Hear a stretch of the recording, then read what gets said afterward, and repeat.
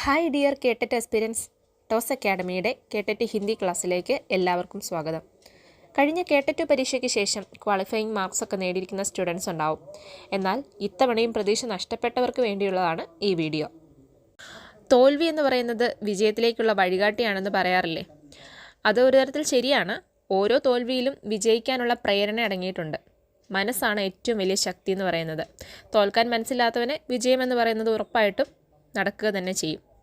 Okay, അപ്പോൾ നമുക്ക് model ക്വസ്റ്റ്യൻസിലൂടെ repeated areas, most important topics, difficult topics എന്നിവയെല്ലാം പരിചയപ്പെടാം.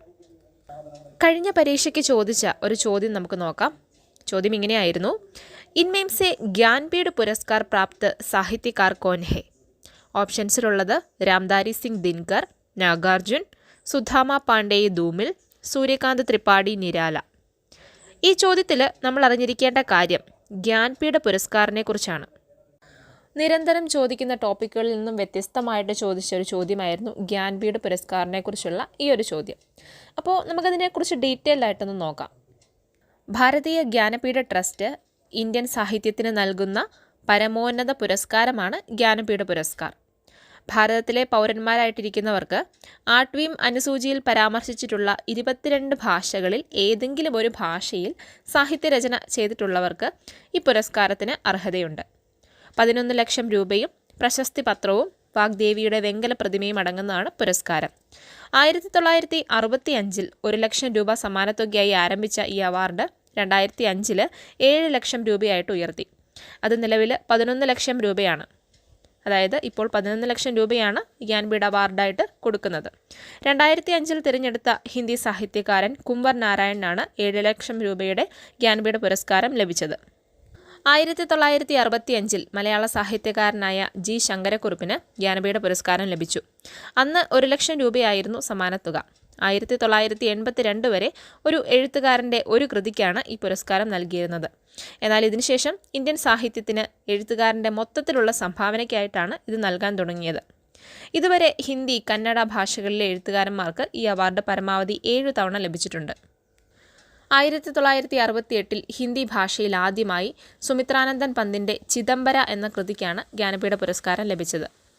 1972 രാംധാരി സിംഗ് ദിൻകറിൻ്റെ ഉർവശി എന്ന കൃതിക്ക് ജ്ഞാനപീഠ പുരസ്കാരം ലഭിച്ചു. 1978 അഗ്യേയിൻ്റെ കിത്നി നാവോം കിത്നി ബാർ എന്ന കൃതിക്കും 1982 മഹാദേവി വർമ്മയുടെ യാമ എന്ന കൃതിക്കും 1992 നരേഷ് മെഹ്തയ്ക്കും 1999 നിർമ്മൽ വർമ്മയ്ക്കും 2005 കുംവർ നാരായണനുമാണ് ഈ പുരസ്കാരം ലഭിച്ചിട്ടുള്ളത്. 2009 അമർകാന്ത്, ശ്രീലാൽ ശുക്ല എന്നിവർക്ക് സമ്പൂർണ്ണ സാഹിത്യത്തിന് സംയുക്തമായിട്ട് ഈ അവാർഡ് ലഭിച്ചിട്ടുണ്ട്. 2013 കേദാർനാഥ് സിംഹിനും 2017 കൃഷ്ണ സോബതിക്കുമാണ് ഹിന്ദിയിൽ ജ്ഞാനപീഠ പുരസ്കാർ ലഭിച്ചിട്ടുള്ളത്. നരേഷ് മെഹ്തയ്ക്ക് 1992 അദ്ദേഹത്തിൻ്റെ കവിതാ സംഗ്രഹമായ അരണ്യ എന്ന കൃതിക്കാണ് ജ്ഞാനപീഠ പുരസ്കാർ ലഭിച്ചിട്ടുള്ളത്. നിർമ്മൽ വർമ്മയ്ക്ക് കവ്വേ ഔർ കാലാപാനി എന്ന രചനയ്ക്കാണ് 1999 ജ്ഞാനപീഠ പുരസ്കാരം ലഭിക്കുന്നത്. കുംവർ നാരായണന് തൻ്റെ സമ്പൂർണ്ണ സാഹിത്യത്തിന് വേണ്ടിയാണ് 2005 ജ്ഞാനപീഠ പുരസ്കാർ ലഭിക്കുന്നത്. 2013 കേദാർനാഥ് സിംഹിന് അകാൽമേം സാരസ് എന്ന അദ്ദേഹത്തിൻ്റെ കൃതിക്കാണ് ജ്ഞാനപീഠ പുരസ്കാർ ലഭിച്ചിട്ടുള്ളത്. 2017 കൃഷ്ണ സോബതിക്ക് അവരുടെ രചനയായ സിന്ദഗി നാമ, അതൊരു ഉപന്യാസമാണ്, 1979 പബ്ലിഷ് ചെയ്ത ഈ ഒരു നോവലിനാണ് ഇവർക്ക് ജ്ഞാനപീഠ പുരസ്കാർ ലഭിച്ചിട്ടുള്ളത്. ഇനി നമുക്ക് ചോദ്യത്തിലേക്ക് തിരികെ വരാം.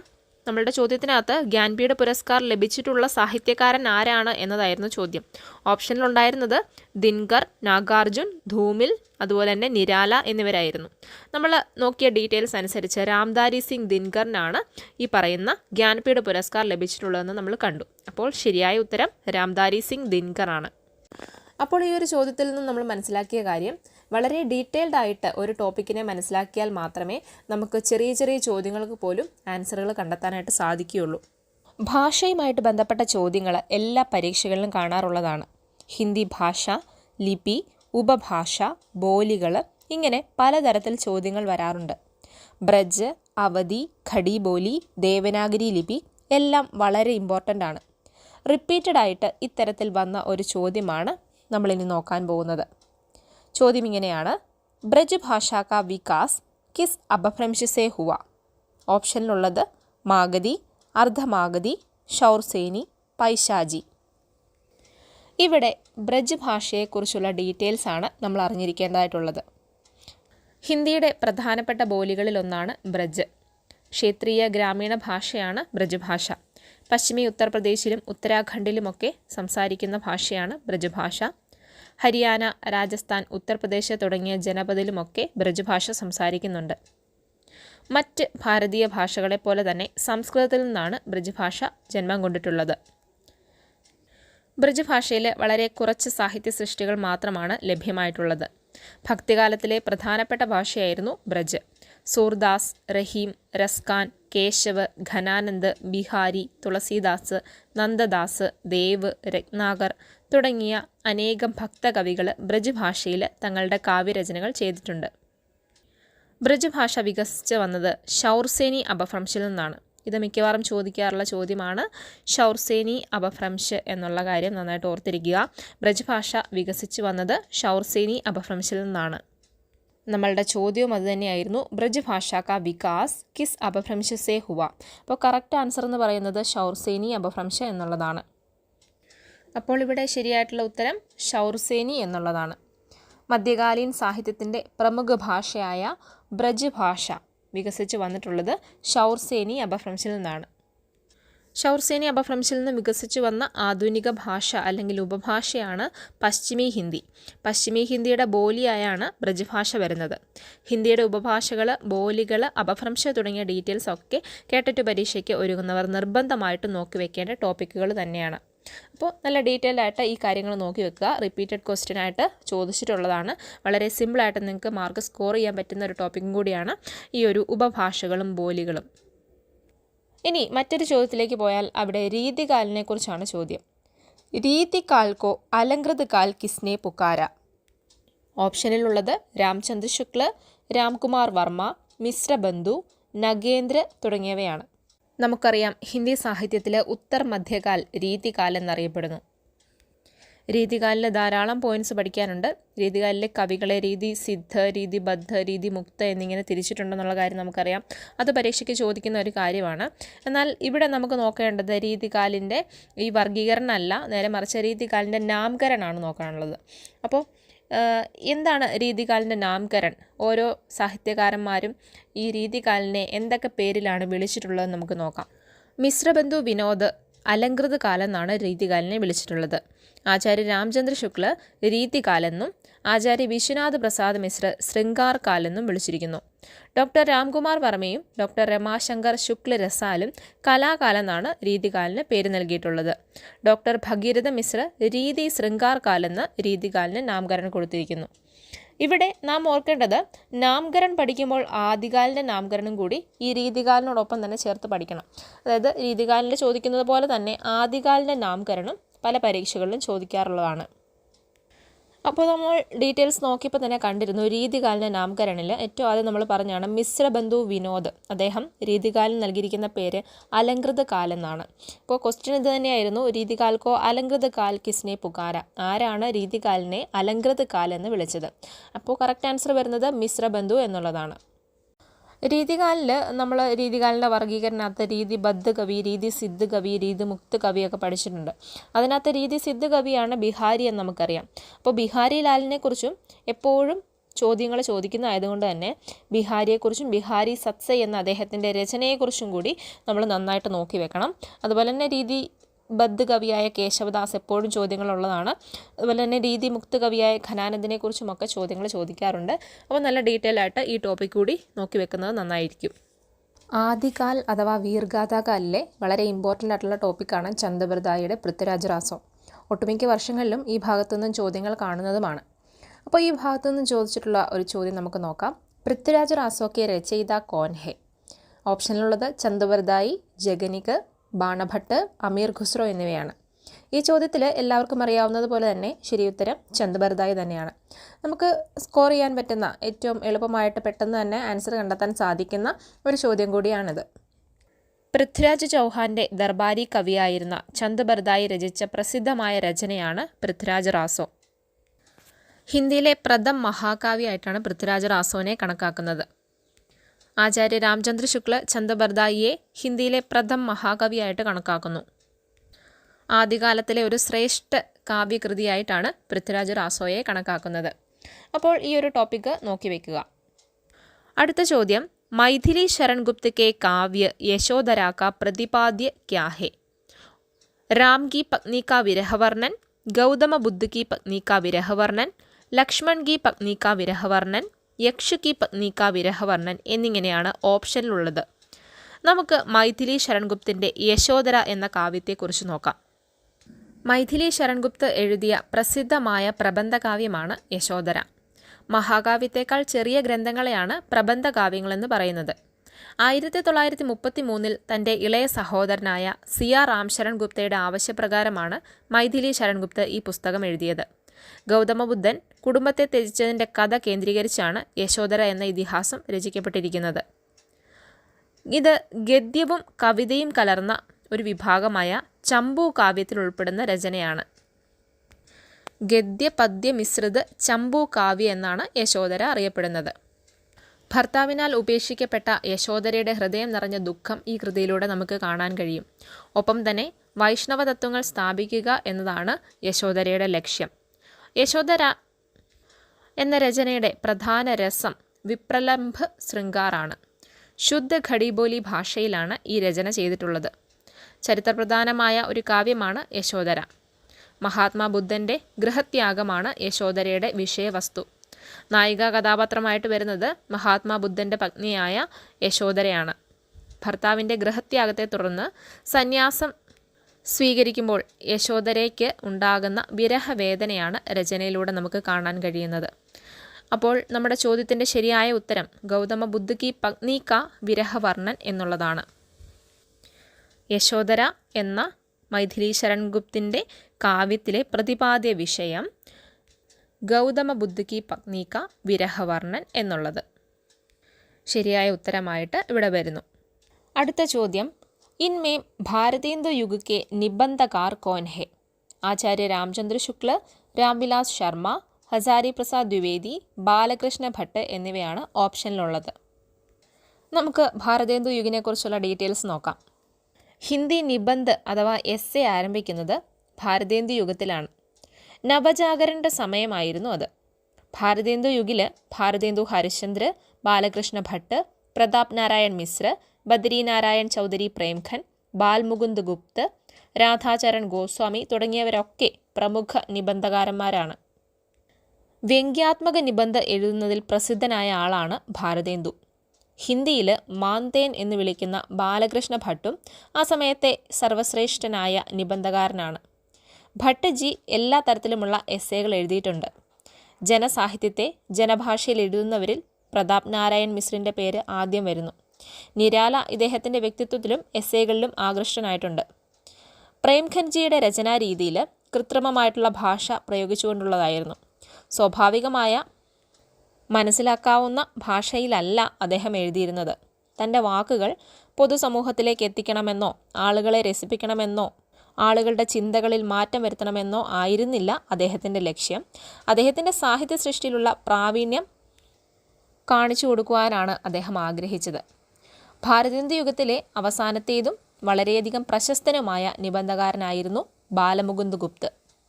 ഉപന്യാസങ്ങളുടെ വൈവിധ്യം കൊണ്ടും വ്യാകരണവുമായിട്ട് ബന്ധപ്പെട്ട അശ്രദ്ധയും കൃത്യതയില്ലായ്മയും പ്രാദേശികമായിട്ടുള്ള പദപ്രയോഗങ്ങളും സ്വാതന്ത്ര്യവും സാമൂഹ്യ പരിഷ്കരണവും ദേശസ്നേഹവും പുതിയ ആശയങ്ങളുടെ സ്വാഗതവും പ്രത്യേക ശൈലിയിലുള്ള രചനാരീതികളും ഒക്കെ ഈ ഒരു കാലഘട്ടത്തിൻ്റെ സവിശേഷതയാണ്.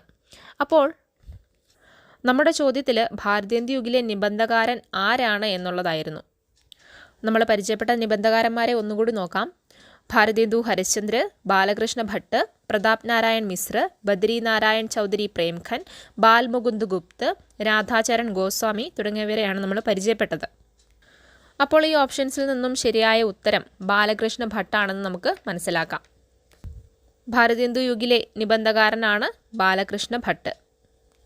ഇവിടെയും ഒരു ഡീറ്റെയിൽഡ് സ്റ്റഡിയാണ് നമുക്ക് ആവശ്യമായിട്ടുള്ളത്. വളരെ ഡീറ്റെയിൽഡായിട്ട് ഓരോ സാഹിത്യകാരന്മാരും ഏത് യുഗിൽ വരുന്നതാണ്, ഏത് കാറ്റഗറിയിലാണ് അവർ സാഹിത്യ സൃഷ്ടികൾ ചെയ്തിട്ടുള്ളത് എന്നുള്ള കാര്യമൊക്കെ നമ്മൾ മനസ്സിലാക്കി വെക്കേണ്ടതായിട്ടുണ്ട്. ഹിന്ദി വ്യാകരണൻ്റെ ഭാഗത്തുനിന്നും ചോദിച്ചൊരു ചോദ്യം നമുക്കിനി നോക്കാം.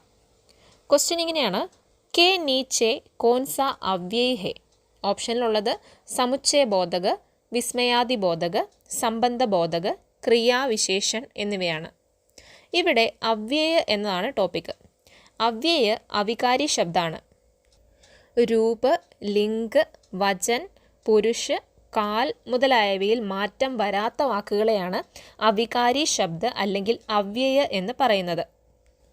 അവ്യയിന് രൂപമാറ്റം ഉണ്ടാവുന്നില്ല. ജബ്, തബ്, കിന്തു, പരന്തു, ഇതർ, ഉദർ, ക്യോംകി മുതലായ വാക്കുകളൊക്കെ അവ്യയാണ്. ക്രിയാവിശേഷൻ, സംബന്ധബോധക, സമുച്ചയബോധക, വിസ്മയാദിബോധക മുതലായവയൊക്കെ അവ്യയിൻ്റെ തിരിവുകളാണ്.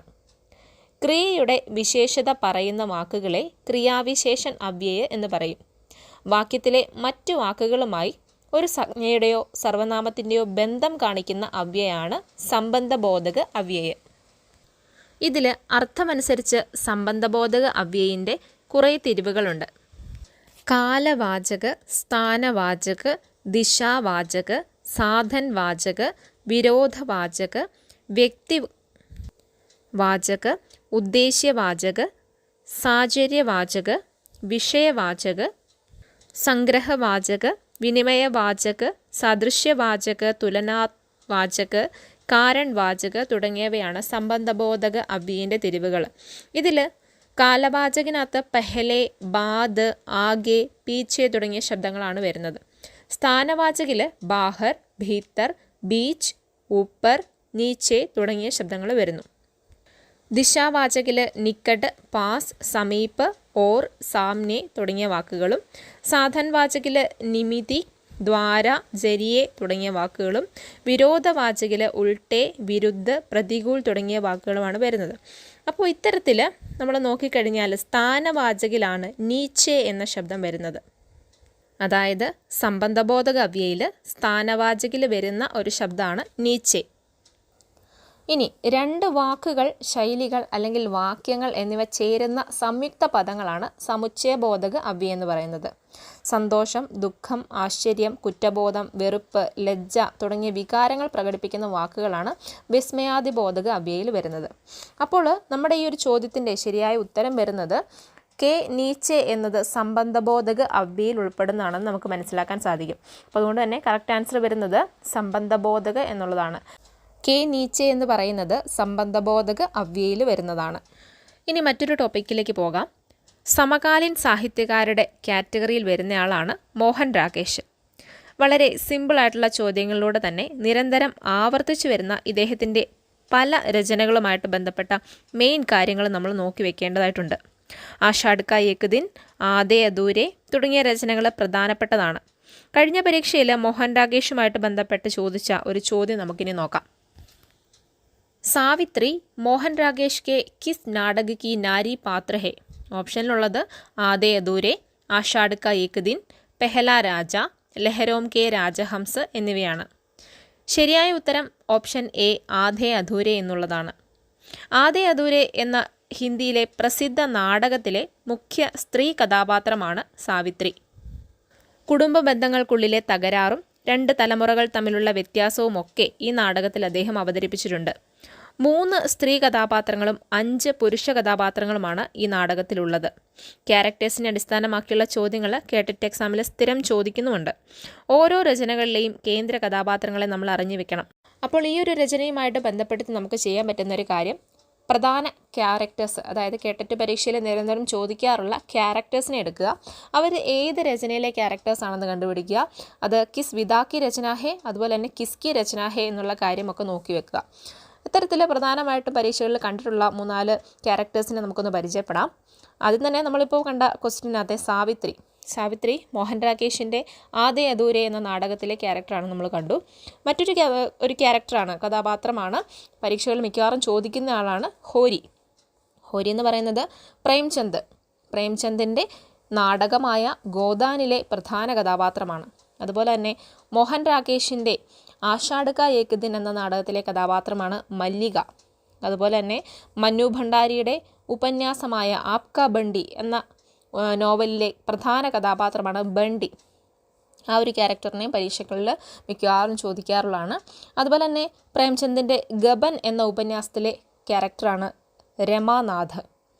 അതുപോലെ തന്നെ പ്രേംചന്ദിൻ്റെ ഉപന്യാസമായ നിർമ്മലയിലെ പ്രധാന കഥാപാത്രമാണ് തോത്താറാം. അതുപോലെ തന്നെ നിർമ്മല എന്ന ക്യാരക്ടറും ഈ ഒരു രചനയിലെ പ്രധാന കഥാപാത്രമാണ്, ഒരു സ്ത്രീ കഥാപാത്രമായിട്ട് വരുന്നതാണ്. അതുപോലെ തന്നെ ഉഷാ പ്രിയംവദയുടെ വാപ്പസി എന്ന കഥയിലെ പ്രധാന കഥാപാത്രമാണ് ഗജാധർ ബാബു. അപ്പോൾ ഇങ്ങനെയുള്ള ഡീറ്റെയിൽസ് കൂടി നമ്മൾ ഒന്ന് നോക്കി വയ്ക്കുന്നത് വളരെ ഉപകാരപ്രദമായിരിക്കും. ഇനി പെഡഗോഗി ഏരിയയിൽ നിന്നുള്ള ഒരു ചോദ്യം നോക്കാം. ഇൻമേം കിസ്കാ സംബന്ധ് മൂല്യാങ്കൻ ഉപകരൺ സെ നഹീം ഹെ. മൂല്യാങ്കനമായിട്ട് ബന്ധപ്പെട്ട് ധാരാളം ചോദ്യങ്ങൾ പരീക്ഷകളിൽ ചോദിക്കാറുണ്ട്. അപ്പോൾ ഇതിനകത്ത് ഓപ്ഷനകത്തുള്ളത് പോർട്ട്ഫോളിയോ, ജാഞ്ച് സൂചി അഥവാ check list, rating scale, Pragati പത്ര എന്നിവയാണ്. ഇതിനകത്ത് മൂല്യാങ്കൻ ഉപകരണമല്ലാത്തത് ഏതാണ് എന്നാണ് ചോദ്യം. എന്താണ് പോർട്ട്ഫോളിയോ നോക്കാം.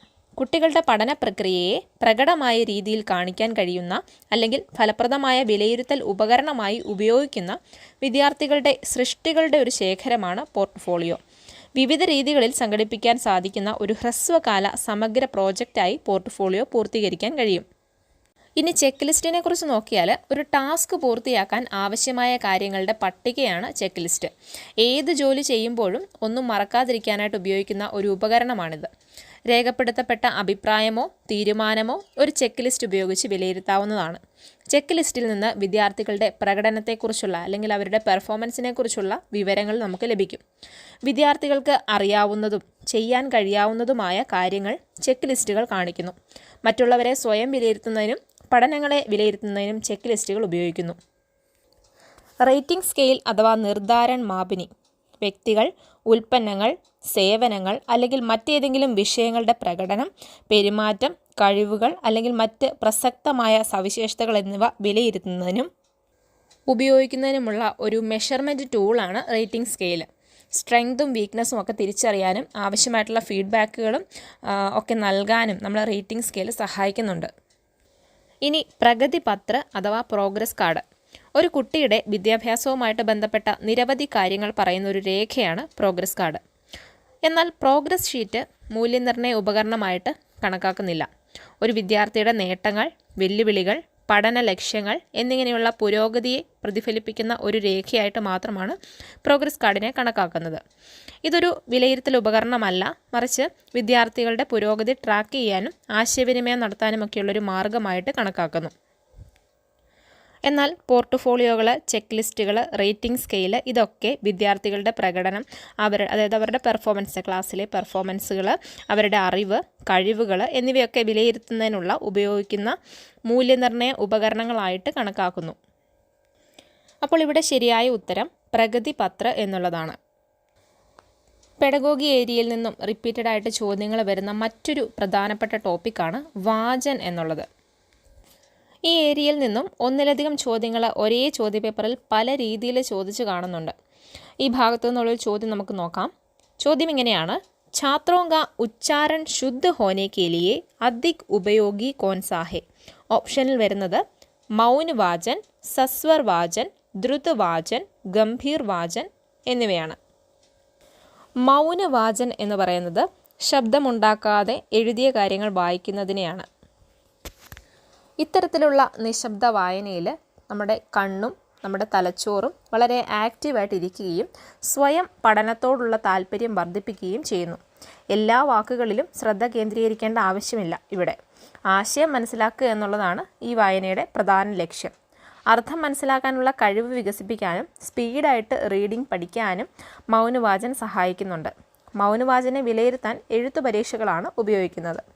ഇനി സസ്വർ വാചൻ നോക്കിയാൽ ശബ്ദത്തോടെ ഉറക്കെയുള്ള വായനയാണ് സസ്വർ വാചൻ. വായനയുടെ പ്രാരംഭഘട്ടമാണിത്, അതായത് തുടക്കഘട്ടം.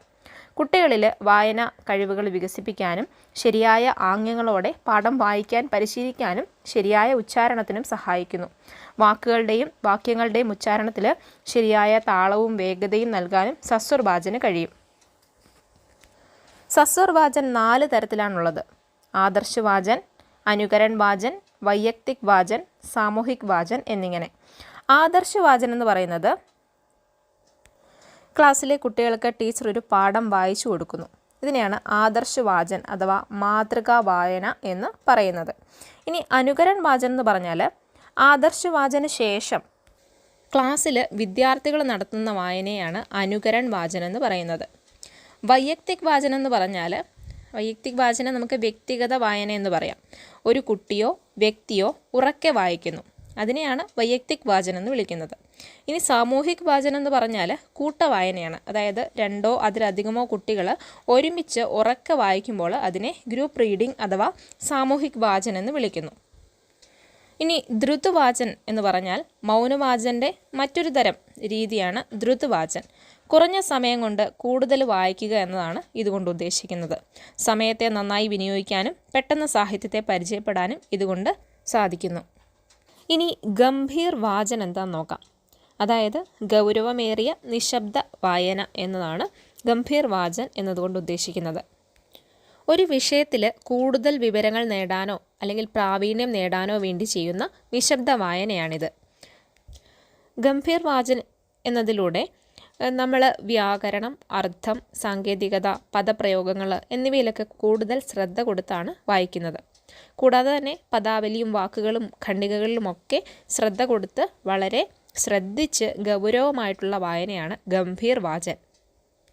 അപ്പോൾ നമ്മുടെ ചോദ്യത്തിൽ छात्रों का उच्चारण शुद्ध होने के लिए अधिक उपयोगी कौन सा है എന്നായിരുന്നു ചോദ്യം. കുട്ടികളുടെ ഉച്ചാരണം ശുദ്ധിയിൽ ഏറ്റവും അധികം ഉപയോഗിയായിട്ടുള്ള വാചൻ ഏതാണ്? കറക്റ്റ് ആൻസർ എന്ന് പറയുന്നത് സസ്വർ വാചനാണ്. അതായത് ശബ്ദത്തോടെ ഉറക്കെയുള്ള വാചൻ അല്ലെങ്കിൽ വായന. ഉറക്കെയുള്ള വായനയിലൂടെ കുട്ടികൾക്ക് വായനാ കഴിവുകൾ വികസിക്കാനും ഒക്കെ സാധിക്കും. അപ്പോൾ അതുകൊണ്ട് തന്നെ ശരിയായ ഉത്തരം സസ്വർ വാചൻ എന്നുള്ളതാണ്. അപ്പോൾ ഇന്നത്തെ വീഡിയോയിലൂടെ നമ്മൾ ധാരാളം ക്വസ്റ്റ്യൻസ് പരിചയപ്പെട്ടു. മോഡൽ ക്വസ്റ്റ്യൻസ്, റിപ്പീറ്റഡ് ആയിട്ടുള്ള ഏരിയാസിൽ നിന്നുള്ള ചോദ്യങ്ങൾ, വളരെ ഇമ്പോർട്ടൻ്റ് ആയിട്ടുള്ള ടോപ്പിക്സ്, മിക്കവാറും തന്നെ ബുദ്ധിമുട്ടിച്ചിട്ടുള്ള ചില ഏരിയാസ്. അതായത് നമ്മൾ കുറച്ച് ഡീറ്റെയിൽ ആയിട്ട് പഠിച്ചാൽ മാത്രമേ നമുക്കതിൻ്റെ ആൻസറിലേക്ക് എത്താൻ സാധിക്കുകയുള്ളൂ എന്നിങ്ങനെയുള്ള ചോദ്യങ്ങൾ ഒക്കെ പരിചയപ്പെട്ടു. കേട്ടറ്റിൻ്റെ റിസൾട്ടൊക്കെ വന്ന സ്ഥിതിക്ക് 2024 ഡിസംബറിലേക്ക് നടക്കാൻ പോകുന്ന കേട്ടറ്റ് പരീക്ഷയ്ക്കായിട്ടുള്ള നോട്ടിഫിക്കേഷൻ ഉടനെ ഉണ്ടാവും.